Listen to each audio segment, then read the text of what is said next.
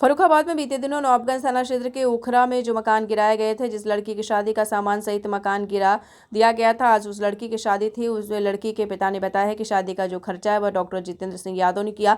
पत्रकार के पूछने पर बताया है कि जो मकान प्रशासन द्वारा गिराए गए थे, सरकार की नीति थी, इसलिए कुछ नहीं कहता है। वह डॉक्टर जितेंद्र सिंह यादव ने कहा कि सामाजिक कार्यक्रम है। बात सच है कि जब लड़की की शादी हो और उसका मकान गिरा दिया जाए तो माता पिता के सामने एक चिंता का विषय बन जाता है।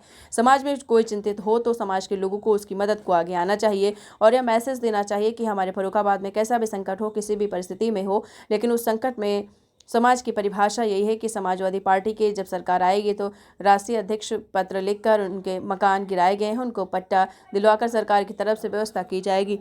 और जो लड़की है उसकी शादी आ जाए, उसका भी मकान धराशायी कर दिया गया। आज शादी से आप क्या कहना चाहेंगे उस पर? हम यही कहना चाहेंगे कि डॉक्टर जितेंद्र ने जो और उनके जो सहयोगी लोग हैं, भोला जी हैं, गौर साहब हैं, प्रधान जी हैं और जो भी सहयोगी हैं, उन लोग ने जो एक कदम उठाया है, बहुत अच्छा कदम उठाया है कि गरीब की बच्ची के शादी के लिए उन्होंने देखा, मैंने अभी पूरा सामान देखा है, लोग सब लोग मिलके जो दे रहे हैं और हमारा जो कंट्रीब्यूशन है, हमारे हस्बैंड डॉक्टर जितेंद्र का जो कंट्रीब्यूशन है, ये बहुत बड़ा कंट्रीब्यूशन है और मुझे लगता है ये सब लोगों को अच्छा लगेगा और ये समाजवाद परिवार का ये कंट्रीब्यूशन है और अखिलेश जी भी जब जानेंगे तो उन्हें भी बहुत अच्छा लगेगा कि हम लोगों ने एक बहुत अच्छा कदम फर्रुखाबाद में उठाया है।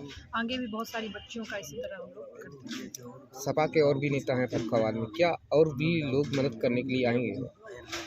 अभी तो हम लोग ने शुरुआत की है और के बारे में तो मुझे पता नहीं है कि वो इस तरह का कदम उठाएंगे कि नहीं उठाएंगे, लेकिन हाँ, हम लोग समाजवादी हैं तो हम लोग ये कदम उठाए हैं और आगे भी कंटिन्यू रहेगा हम लोग का इस तरह का कदम और भी जो गरीब बच्चे होंगे उनको इस तरह का शादी कराने का हम लोग का कंट्रीब्यूशन रहेगा और लोगों का मुझे पता नहीं कि वो लोग कितना कंट्रीब्यूशन देंगे, हम लोग को नहीं देंगे, लेकिन हम लोग ने ये समाजवाद की तरफ से उठाया है। प्रशासन की तरफ से बुलडोजर चलाए गए थे ओखरा गाँव में, उस पर आप क्या कहना चाहेंगे?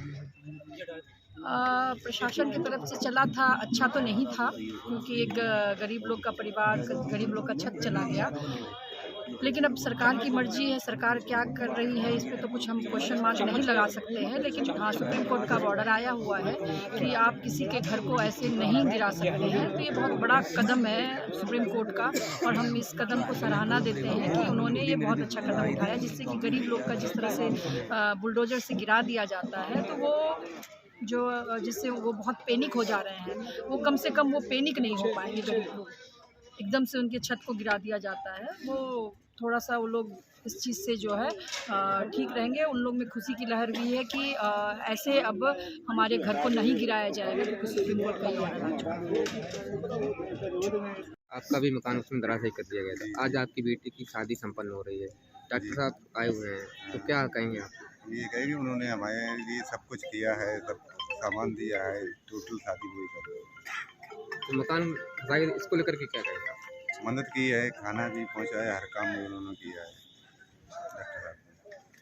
प्रशासन को लेकर क्या कहेंगे जिससे कि कई मकान हटा दिए गए थे?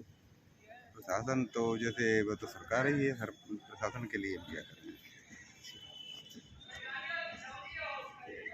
एक दर्जन से ज़्यादा मकान धराशायी कर दिए गए। आज जो लड़की है उसकी आज शादी भी है, उसके पिताजी का भी मकान धराशायी कर दिया गया था। आप किस तरीके से मदद करेंगे आप?